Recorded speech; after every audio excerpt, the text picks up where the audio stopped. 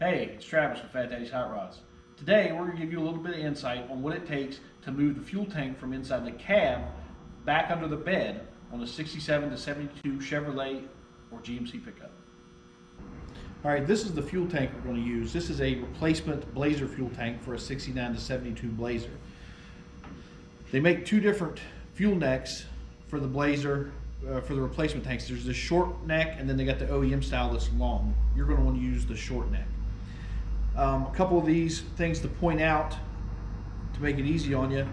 These two small, there's one here and one on the opposite side. These small nipples sticking out are for your fuel tank vents. They need to have a good vent. This bigger one is for the larger vent that goes into the side of the filler neck. Depending on what kind of filler neck you use, you may or may not use this. We did not use this.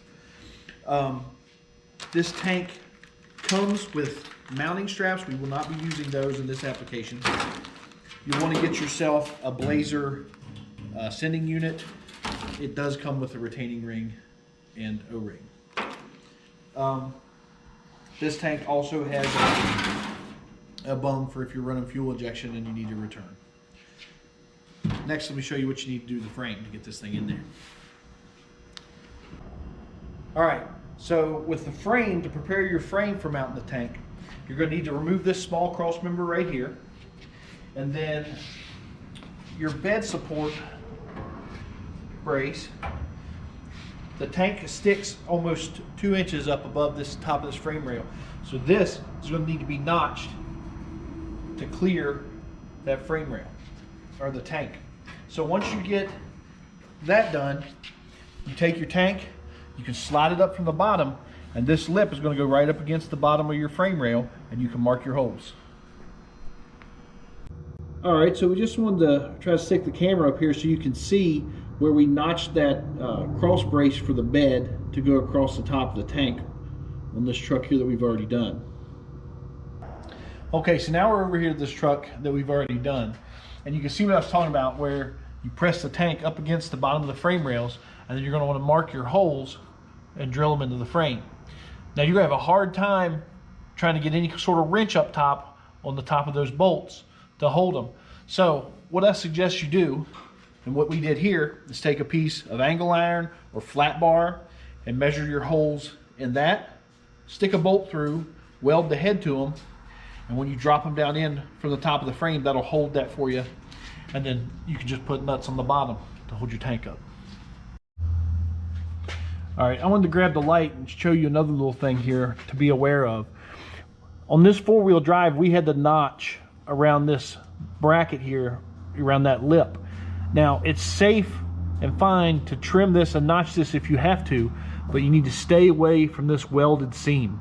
I would stay at least a 1/4 inch away from that welded seam with any notches that you had to make. Okay, one thing I forgot to mention when I was showing you the fuel tank earlier is the reason why we're not going to be using this larger vent. This vent nipple actually sticks out right here in the side of this brace right here, so it makes it difficult to use. But what we do need to do is cap that off. The cap that comes with it is just a dust cap. It's meant to keep dirt and dust out during shipping. You need to make sure that you get a cap that is rated for gasoline and clamp it on. Now, the two vents that you will be using are these two smaller ones. You can see right here where I've ran this hose out and up, and I made a little bracket and mounted the vent up there. You need to do this on both sides.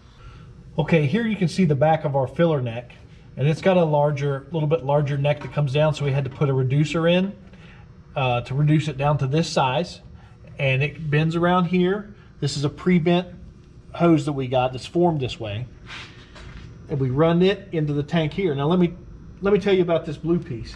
If you look down here on the fuel tank, you'll see that the neck comes out at a slight angle.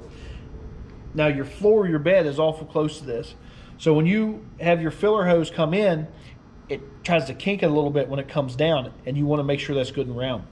So I got this heavy fuel hose protector. It's just general hose protector. It's 3/16 of an inch thick, very heavy duty. I got a local hose supply place. You wrap this around that filler hose, and it forces it to maintain its round shape right there. Okay, one thing I wanted to mention is that all of these pieces for this hose, this sleeve here, the reducer, this pre-bent hose. There's also a little bushing in here at the tank to reduce it again. All that stuff I got at a place called fillernecksupply.com, and they have all the reducers and fittings and whatever you would need to get your filler neck squared away, no matter what application you do, whether you use this style of filler neck or you run it out the bed or whatever. Okay, now we get to talk about filler door options.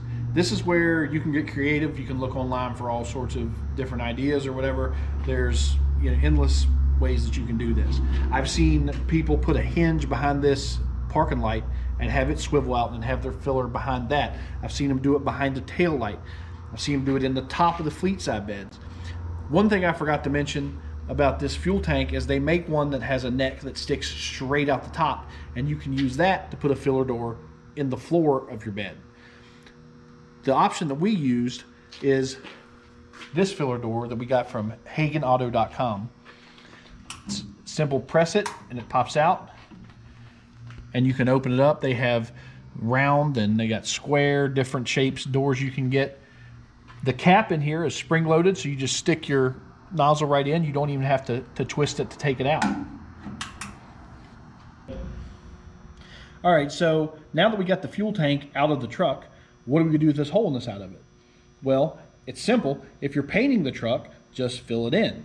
But if you're not painting your truck, then you're gonna wanna make a false filler neck. We painted this truck, but the customer wanted to keep this cap here for aesthetic purposes.